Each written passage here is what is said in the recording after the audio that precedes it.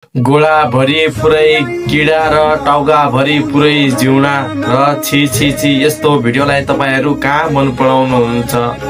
तपाई त खाली मजमस्ती केटीहरुको भिडियो मात्रै मन पराउनुहुन्छ।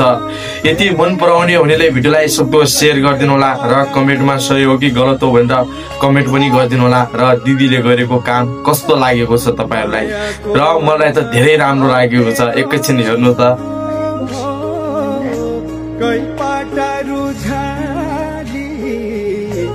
मेरी सौराई लाग्या कसम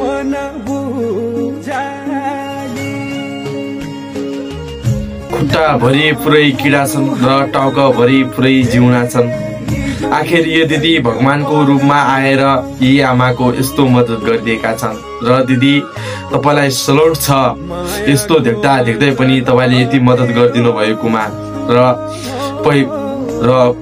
अझै अगाडि यस्तै काम गरिरहनु होला र तपाईले भगवानलाई पनि आशीर्वाद दिन्छन् र हामी नेपाली जनताले पनि तपाईलाई आशीर्वाद दिनेछौँ र तपाईको भिडियो म हेरिरहेको हुन्छु र आज मैले धेरै मन लाग्यो तपाईको भिडियो बनाउनलाई, त्यही भएर मैले एउटा भिडियो बनाइदिएको छु। प्लिज र यो भिडियो हेर्यो भने मलाई कमेन्ट गर्नु होला र साथीहरु सक्दो भिडियोलाई शेयर गरिदिनु होला र 3 करोड जनतामा पुर्याइदिनु होला।